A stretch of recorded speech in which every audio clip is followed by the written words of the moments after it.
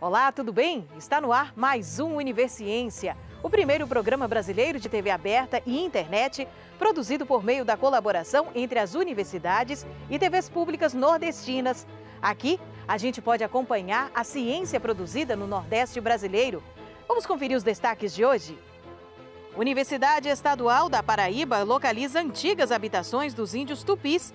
A descoberta pode alterar a história do estado. Pesquisadores investigam a potencialidade inseticida de óleos essenciais na Universidade Estadual do Sudoeste da Bahia. E veja também, na Universidade de Pernambuco, cientistas experimentam a casca de sururu na construção civil.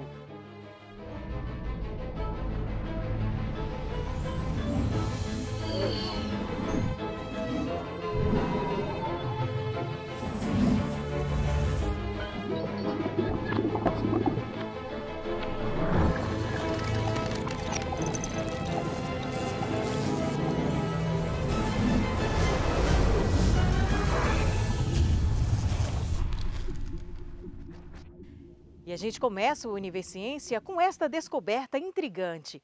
É que pesquisadores da Universidade Estadual da Paraíba catalogaram resquícios de ocupação de índios tupis em pelo menos 16 locais do estado. O material descoberto até agora é tratado e guardado no Laboratório de Arqueologia e Paleontologia da Universidade e pode ajudar a reescrever a história da Paraíba. Olha só a conservação dessa tigela feita em argila com desenhos geométricos característicos dos índios Tupi-Guarani.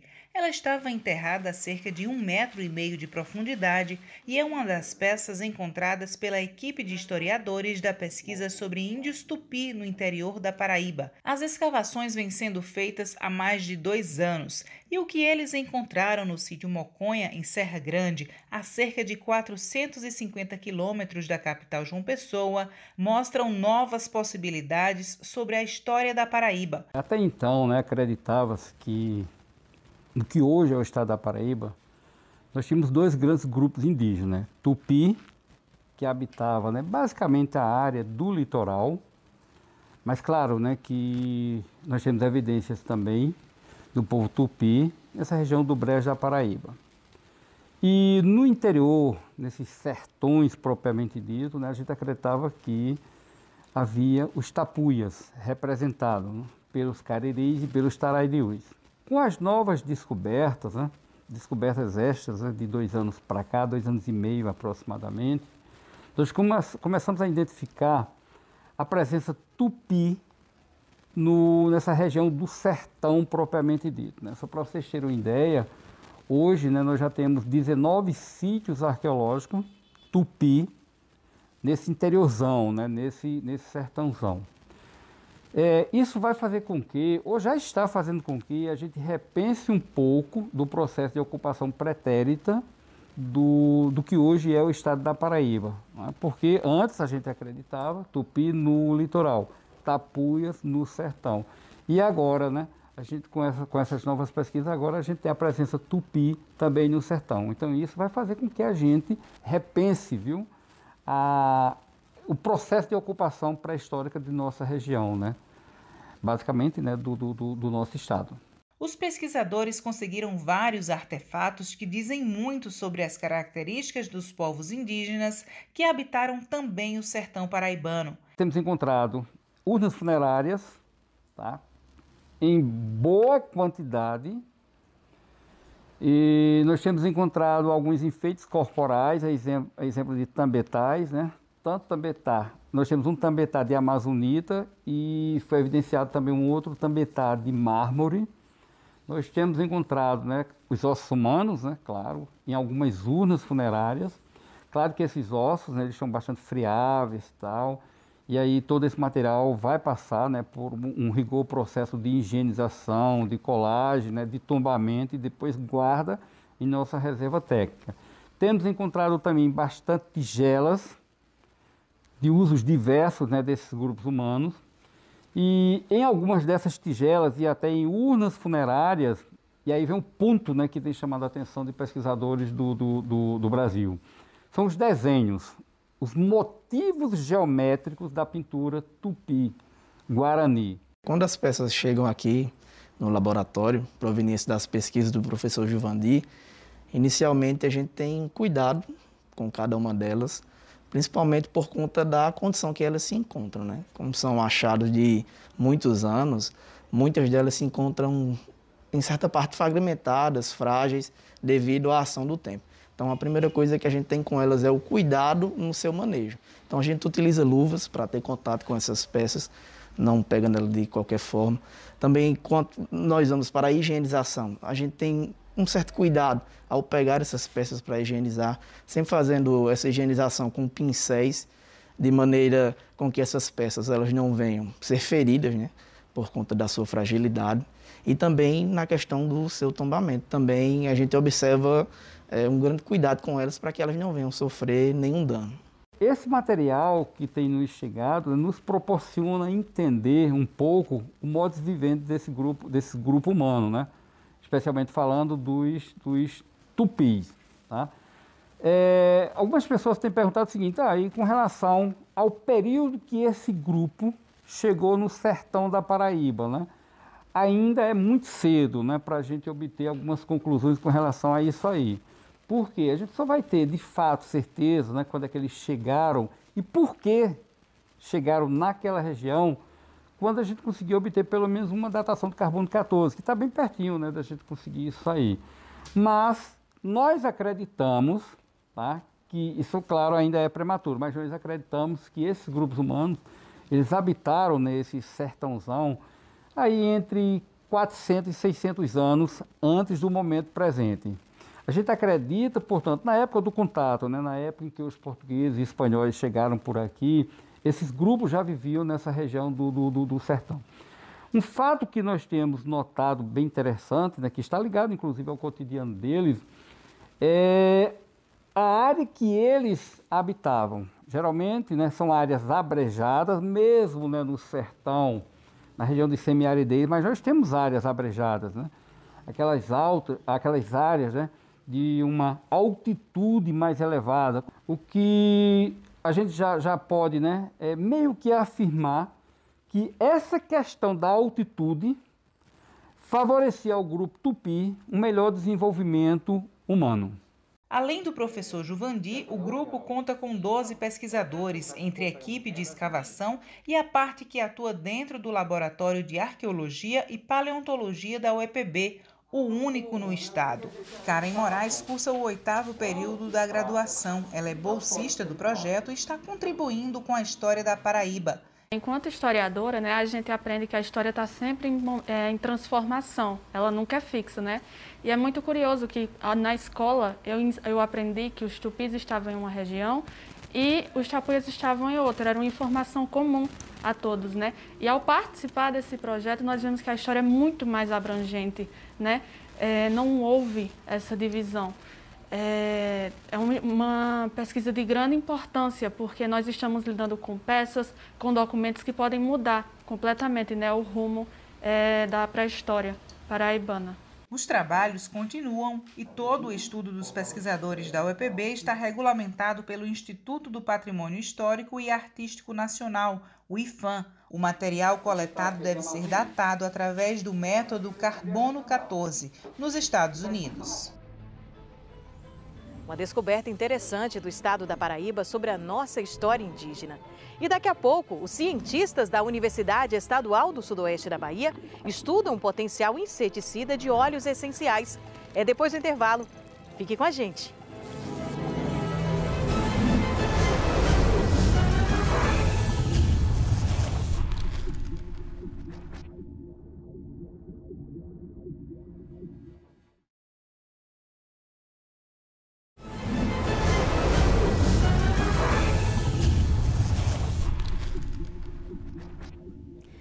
A gente está sempre acompanhando notícias sobre a batalha da ciência contra a Covid.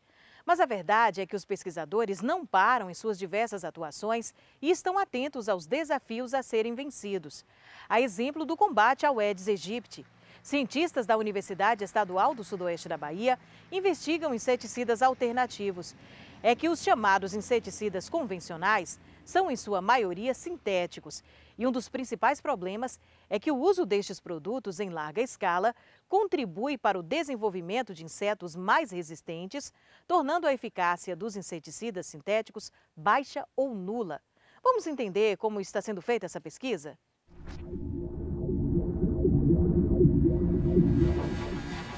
É utilizar plantas que têm potencial inseticida, para então nós levarmos essas plantas para o laboratório, então fazer as diferentes extrações e usar esses extratos para testá-los em jovens, em larvas e em adultos do Aedes aegypti. É importante salientar que este controle alternativo, a gente chama de inseticida botânico, seria mais um pilar para integrar ao controle integrado de pragas. Nós desenvolvemos projetos de pesquisa em colaboração na UESB, a partir da criação do núcleo de pesquisa em química aplicada. Nós montamos o laboratório de pesquisa de produtos naturais e o laboratório de pesquisa de inseticidas naturais.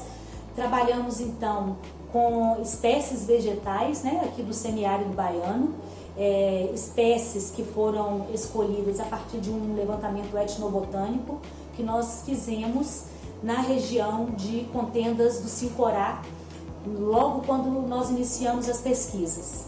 Que plantas seriam essas, Então a primeira coisa eu vou ver a região, a nossa região, do semiárido baiano, ao qual estamos lotados aqui.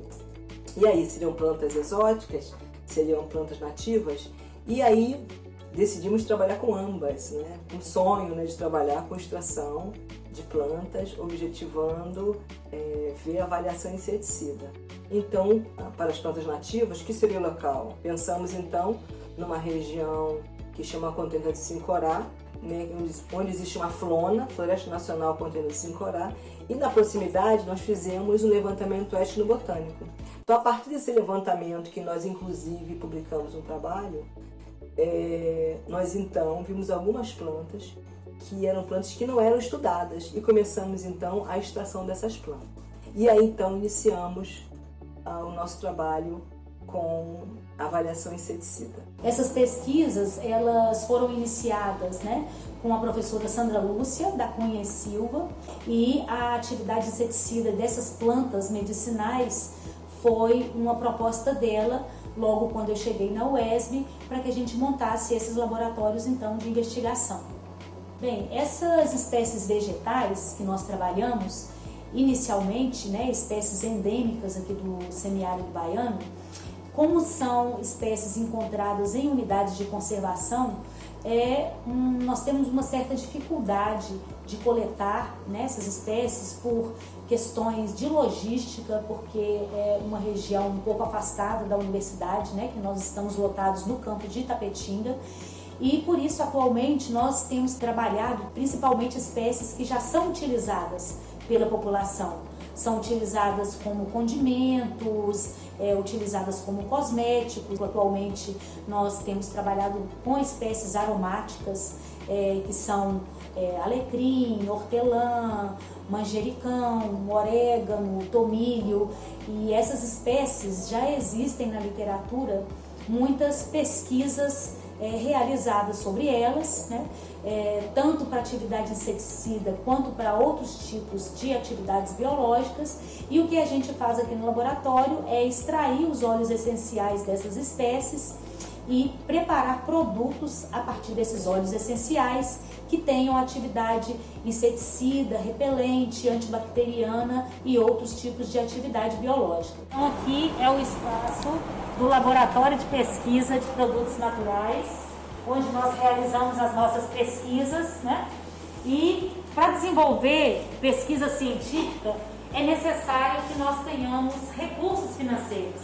Então a importância das agências de fomento, dos gestores públicos, patrocinarem o desenvolvimento dessas pesquisas, porque, como vocês veem, a gente tem que contar com vários equipamentos, vários reagentes, muitas vidrarias, o pagamento das bolsas dos nossos alunos.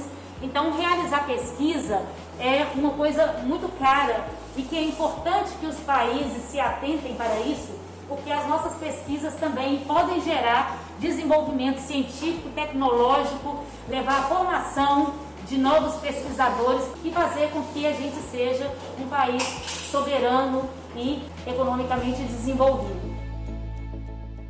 Se na Universidade Estadual do Sudoeste da Bahia os cientistas estão buscando alternativas para o combate ao Aedes aegypti, na Universidade de Pernambuco, os pesquisadores analisam um destino interessante para a casca do sururu. O estudo aponta um uso sustentável e de baixo custo para o descarte: a construção civil.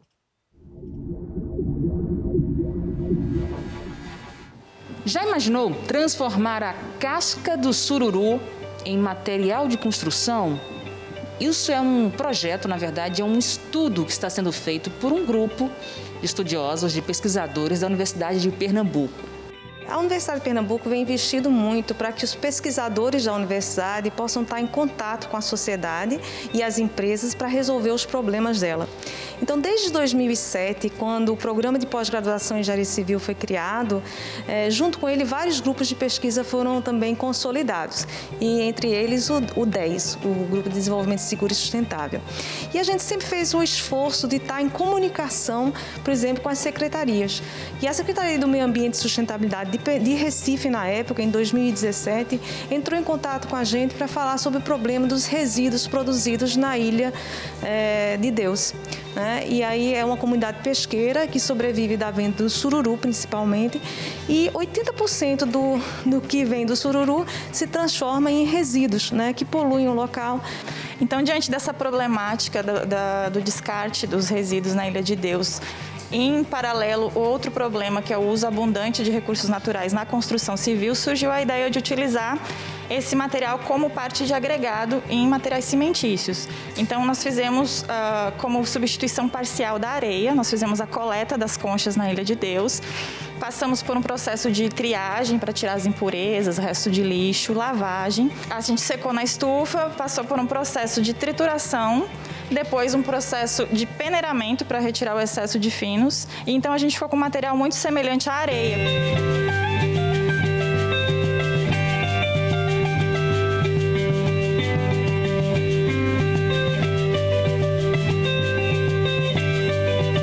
A gente fez uma visita na comunidade porque a gente estava com um aluno de graduação que estava fazendo um trabalho de TCC utilizando as conchas para utilizar em substituição ao cimento. Dessa vez a gente estava tentando dar mais um passo nessa pesquisa, até que quando a gente foi na comunidade, um morador falou que isso não era muito viável para eles, que a gente pensava em usar esse material em obras da comunidade. E aí a gente observou algumas coisas. Ele falou que a comunidade não faz mais muitas obras que tem um consumo grande de material. Algumas ruas da comunidade não são pavimentadas, A ideia surgiu daí, a gente estava na comunidade e aí a gente passou a procurar alternativas de levar esse material para fora da comunidade para transformar realmente num produto. E aí fomos atrás de empresas de pré-moldados para fazer essa parceria e produzir esse bloco de piso com substituição em 5%, 10% e 12% do resíduo de concha de sururu em substituição à areia. Nós estamos pensando em fazer ensaios mais voltados para o trabalhador, para a pessoa que vai estar utilizando, que seria o usuário final, a pessoa final utilizar aquele material.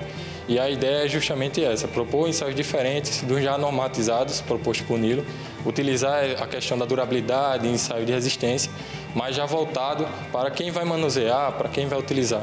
Outra questão importante, se esse material ele solta, ele gera alguma poeira, se for inalada por alguma pessoa, se gera alguma questão de saúde importante. Então a gente vai fazer uma análise já com os ensaios físicos, fazendo analogia para segurança do trabalho, o trabalhador que vai manusear e o usuário final, caso aconteça algum acidente.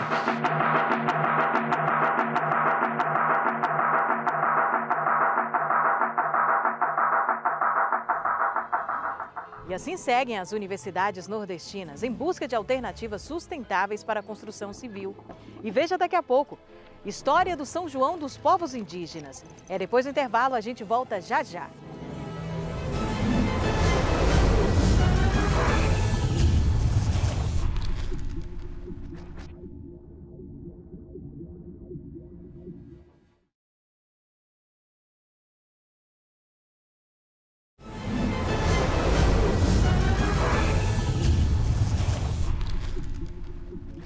período junino é muito importante para o Nordeste devido à tradição dos festejos.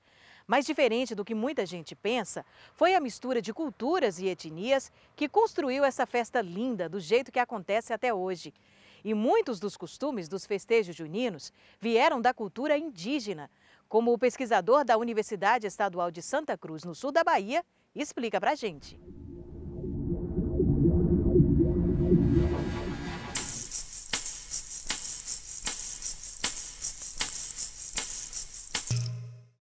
Tupinambá subiu a serra, todo coberto de pena. Tupinambá subiu a serra, todo coberto de pena. Ele foi, ele é o rei da Jurema. Costumo dizer que nós, os povos indígenas, já somos muitas coisas antes dessas coisas serem oficializadas.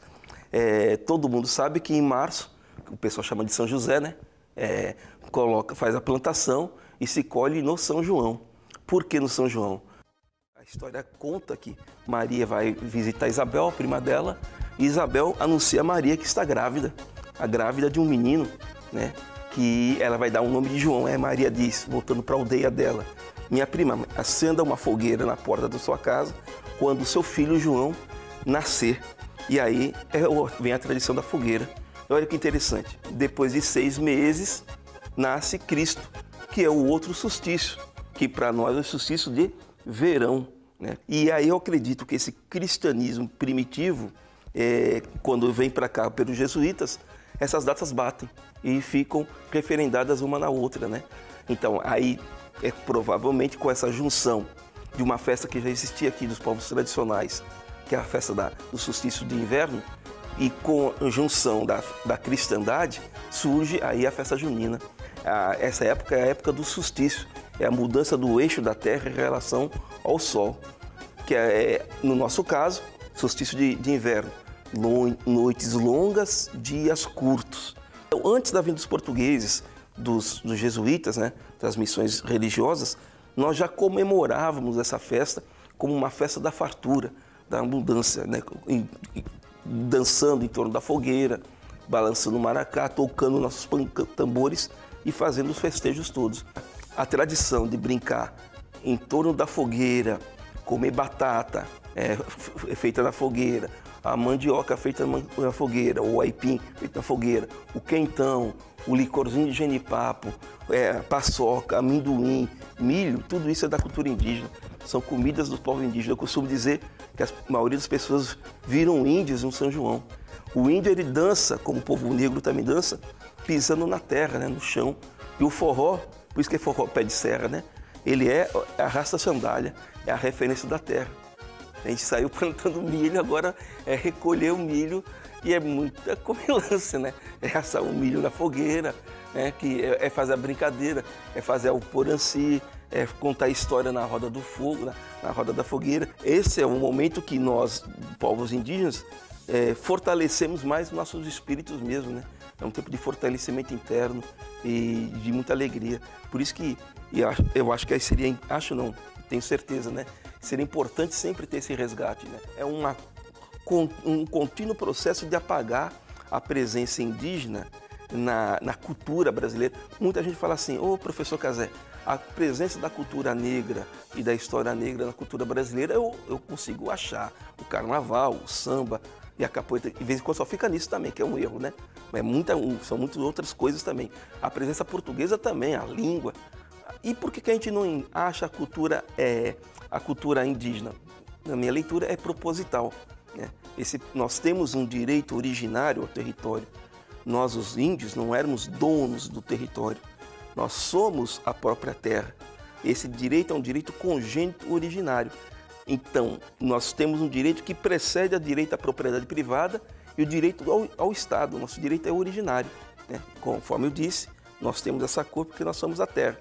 Então, na minha leitura, há uma necessidade de quebrar a presença indígena, na presença da cultura brasileira, em você que está me vendo agora, está me ouvindo agora, para você achar que aqui não tem mais índio, né?